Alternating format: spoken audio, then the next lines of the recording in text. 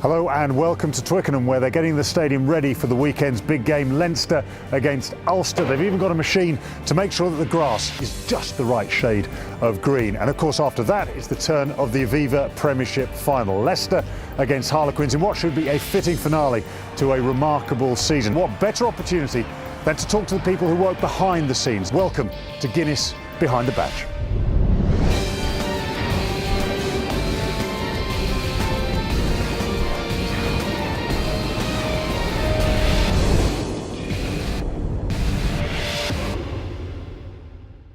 The semi-finals certainly didn't disappoint. Harlequins have ended their season in the best possible way, finishing on top and getting through to their first final. They got rid of Northampton Saints in a very tight contest, and that decision by Chris Robshaw to go for the line-out right at the death was a gutsy one.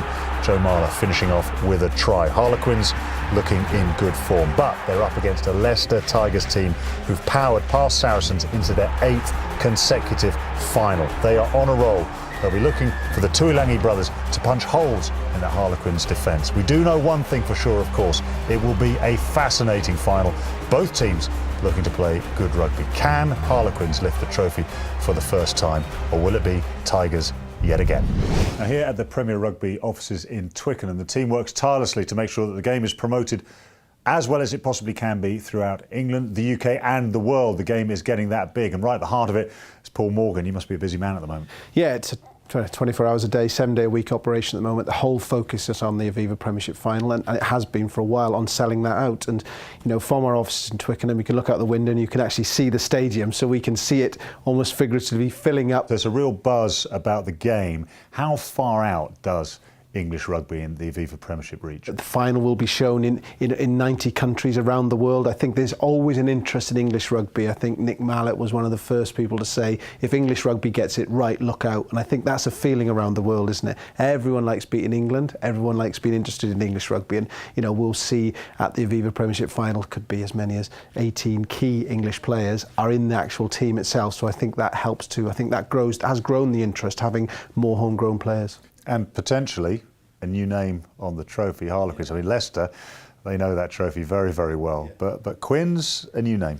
Yeah, exactly. I mean, they do say sometimes the big finals, you need to get to one to win one. But obviously Harlequins are going to try and buck that. And, you know, what a season they've had. And, you know, it is probably good for the game. No one at Saracens would like to say this, to have a new figure in there, new name in there, and especially when they're so close to the stadium. So I know it's created a big buzz. What about the players? What do they like to deal with when you're saying, we need you to do an interview here, we need you to meet someone here? Do they take it on board? The demands are huge, and I think what they both are is very organised teams, very organised media operations, and they understand the need to promote the game as well. They need to understand they need to push themselves out there as brands. When you see a club, can you kind of work out, I can see why they're struggling. I can see why it's not working for them, but I can see why it's working for them, because you can see the structure of it all. Yeah, I think you can. I mean, I think Quins are a great example. I mean, you know, I always just say through the start of the professional era, if you want to know how to do well, just look at Leicester and Wasps, and that was the way. And I think now, if you said to any club, if you want to know how to do well, look at the Quins.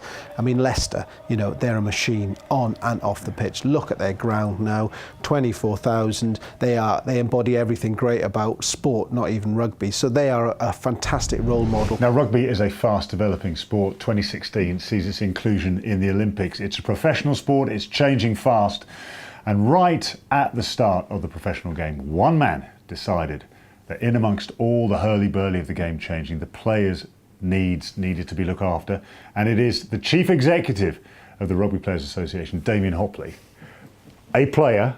Now here we are in a boardroom, in the office. Increasingly, this is where a lot of rugby chat is done. The office is taking over, but it's still rugby at heart, isn't it? Yeah, it is, and I think sometimes we lose track. It's still a game, but it's a business now. And from our point of view, we want to ensure the players are best promoted, protected within that environment, and that industrial relations are as buoyant as they can be. Now, what made you think, I'm the man to set this up? I was actually captain England Sevens team in Hong Kong in '96, and I picked up a pretty serious knee injury, and I went to the rugby union saying, look, you know, I've lost all my earnings, I have to pay all these medical bills, can you help? And they effectively told me to move on in a not so nice way. So not only was I dealing with the sort of psychological issues of having to retire early, but also I thought, well, hang on a minute, this is wrong, you know, this is sort of master-servant relationship. RFU telling us what to do, and that's wrong. The players should be well organised. So with the likes of yourselves and various other leading players at the time, I went around and said, look guys, I think this is a really important thing. Looked at the PFA in football, PCA in cricket, and as all good rugby people do, they said, well, you go on and do it, and we're right behind you. We're now dealing with players who are entirely professional. That's where they started, that's what they're in. Are they very different creatures to deal with from the old school? I think there's probably much more worldly wiseness about the old school because they were involved in normal jobs. I mean, they went back on a Saturday, as you and I did, went back to our work on a Monday, and normally got ridiculed for having lost at the weekend. So it brought you back down to earth pretty quickly. And so one of the massive programs we now have with the clubs and the RFU co-funding is all about player development and what do you do when you finish? How do you fill your time once you're playing, because you can't train 24 hours a day. So how do we help our players become more rounded, have a work-life balance and have interests away from rugby? One thing that we've seen creeping into rugby a little bit now, but and it hit sport in a big way with Gary Speed and his sad death, is depression creeping in and people opening their eyes to depression now. Is that something that the RPA are taking very seriously? We've had a confidential counselling service in place for the last 4 years for our players. And really that's just all about whether it's depression, injury, addiction issues. And that psychological piece, I think, is something that doesn't get thought about a lot. We think about incredibly fit, strong, brave, slightly madcap sportsmen, you know, who run into each other 100 miles an hour. But actually, what are the other aspects of their careers and their lives? You've done quite a bit. Hoppers, players are in safe hands. Great talking to you. Well, it's quiet now, but you can guarantee that on Aviva Premiership Day, Twickenham is going to be absolutely buzzing. Party atmosphere, fancy dress, people coming to support their team to their hilt. For the players, the trick is going to be to try and keep everything nice and calm. Now, Peter Richards, you've been here on Cup Final Day. What's it like? Well, of course, it's the pinnacle of the season, so you feel successful the fact that you've actually got here.